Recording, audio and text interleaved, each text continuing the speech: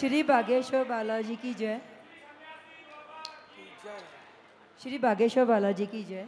जय। गुरुजी, कहाँ आपने हो? परसों कहा था कि यहाँ पे शंख नहीं बजता है बद्रीनाथ में, तो उसका रीज़न मुझे जानना है कि शंख क्यों नहीं बजाते हैं। बताओ आपने- महाराज, शंख क्यों नहीं बजता है? सुनो, दो कारण हैं। नर नारायण यहाँ तपस्या में है, शंख भगवान का आयुध है, बजेगा तो तपस्या भंग हो जाएगी, इसलिए शंख नहीं बजता है। दूसरा कारण सुनो, यहाँ अमलात्मा विमलात्मा महात्मा ऋषि मुनि जपी तपी ध्यानी ज्ञानी तप करते हैं, और तप में शंख नहीं, शांति चाहिए, इसलिए यहाँ शंख नहीं बजाया जाता है।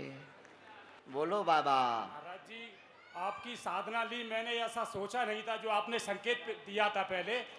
शायद है परमात्मा ऐसी परीक्षा लेता है कि शायद परीक्षा में कोई पास हो नहीं सकता। आपकी साधना में नशा नींद और नारी, महाराज जी 22 साल का, आप नाम तो नहीं ले रहे, आप समझदार हैं, उसने आकर मेरे साथ बैठने का कोशिश की। मैंने कहा आज से तू मेरी बेटी है, आज से तू मेरी बेटी है। वो मेरे परीक्षा को दिखाने आया था, जो भी हो आपका आशीर्वाद हो।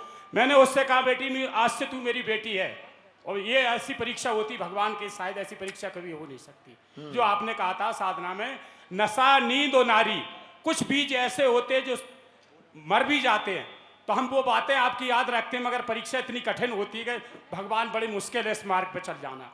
आपके चरणों में कोटि कोटि दंडवत प्रणाम। बहुत आशीर्वाद। सुनो, हमने सफलता के लिए कहा था नशा, अत्यधिक नींद और पराई नारी, तीन से जो बचकर रहेगा वो सफल होगा। और ये पक्का है, ये तीनों आएंगे, ये तय है, ये तीनों आएंगे। तो घबराना नहीं है, लंगोट के पक्के रहना है। हाँ, सीताराम गुरुजी। सीताराम। गुरुजी हम नेपाल से आए हैं। है नेपाल से गुरुजी हम। वाह, नेपाल आमा को जय हो। आमा बुआ को जय हो। बोलो।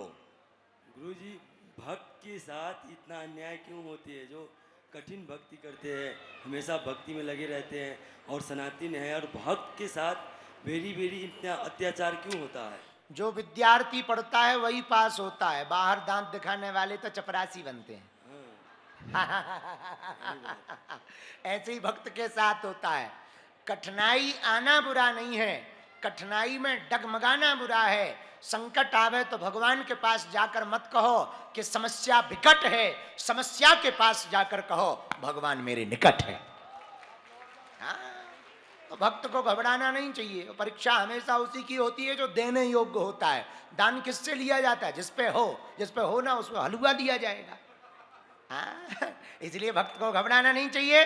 आने दो विपत्तियों को, तुम्हारे पास संकट आए तो घबराना मत, बागेश्वर धाम आ जाना, हमारे पास संकट मोचन है। हाँ? भैया बोलो जी। गुरुजी सीताराम। सीताराम गुरुजी सीताराम दंडवत। एक जने बोलो। गुरुजी सीताराम दंडवत। सीताराम।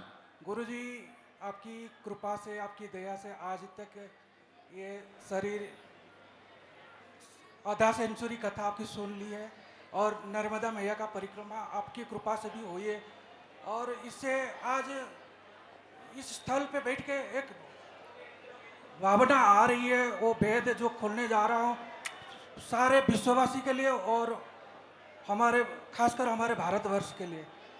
गुरुजी, आपके पीछे जो विष्णु भगवान बैठे हैं, उनके हाथ में 4 चिन्ह हैं, 4 भुजाएं, और चारों भुजा में 4 चिन्ह हैं। गुरुजी, आप 3 दिन हो गया कथा कह रहे हैं, आपकी कथा में 3 दिन हो गया राजनीति की ओर आ रहा है, और ये जो पीछे बैठे हैं उनके हाथ में भी 4 भुजाएं हैं, और चारों भुजा में 4 चिन्ह है। वो भी चारों में से 3 राजनीति में उतर चुके हैं गुरुजी। एक हो गया शंख, जो उड़ीसा में 25 साल हो गया बीजू जनता दल के नाम से राज हो गया, और आपकी कृपा से अभी हो गई। दूसरी है चक्र, कुछ साल पहले जनता दल था, उसका चक्र चिन्ह था, और अभी बालाजी का कृपा से हमारे भारतवर्ष में कमल खिल रहा है। और गुरुजी, उनके नीचे भी कमल है, और उनके पास एक गदा है, और ये मेरे मन में प्रेरणा आ रही है गुरुजी, कमल खिलते ही गदा की शासन आएगी। और गुरुजी आप कभी कथा में भी ये खुल चुके हैं, कोई राजनीति वाला पूछते हैं कि तुम्हारा सरकार क्या है, आप खुद बोलते हैं कि अरे मेरा सरकार तो बालाजी सरकार है ऑलरेडी, और हमारा चिन्ह क्या है, तो हम, और आप पहले नहीं था, आज आप बागेश्वर धाम में अगर जाएंगे तो पहले गदा का ही दर्शन करेंगे, उसके बाद में जाके बालाजी का दर्शन करेंगे।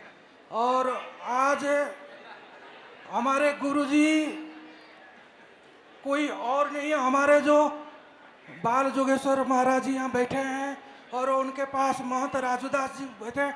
बाल जोगेश्वर जी 3 बार बता दिए हैं। एक बार गुरुजी जब पहली बार आए थे, सीढ़ी चढ़ रहे थे कि आप तो अवतरित है, आपके साथ हम निभाए हैं। और गुरुजी अभी जो शिवरात्रि में भी कथा हुआ, उसमें भी गुरुजी बोले कि आप अवतरित हैं। गुरुजी कल अभी जो पहला दिन कथा हुआ, उसमें भी गुरुजी आप अवतरित हैं। गुरुजी आप वही अवतरित है। आप सारे विश्ववासी कान खोल के देख लो, आज से गुरुजी को मत छोड़ना। ये वही बलराम है, पीछे राम है, देखो हाथ में कमल है, बगल में गदा है। अगर सच मार्ग पे सत्य में, आज कथा भी हो रहा है सत्यनारायण की, सत्यनारायण, सत्य ही नारायण है, गुरुजी पहले बता दिए। और आज भजन में भी लास्ट में एक बोले, भजो राम राम राम। और ये गदा कोई मंदिर का प्रतीक आज तक नहीं है, सिर्फ बागेश्वर बालाजी का प्रतीक है। और ये हमारे भगवान बलराम है, और कलयुग का अंत यही करेंगे। और गुरुजी बोले सरकार अभी नीट का ये नहीं है भगवान जी, आपकी सरकार 2028 में आएगी। कैसे आएगी? वो राजनीति नहीं होगी, कूटनीति नहीं होगी, वो धर्म नीति होगी गुरुजी, धर्म नीति होगी। रुक जा भैया, रुक जा।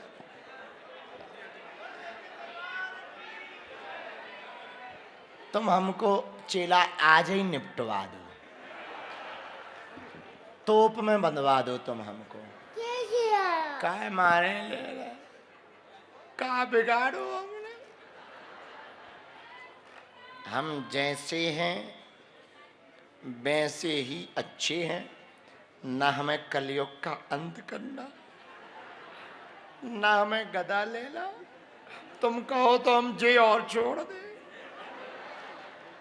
हमको झंझट में नहीं पड़ना। साधु आदमी, महात्मा आदमी, नेताओं को नेतागिरी भाती है, साधु को भजन भाता है।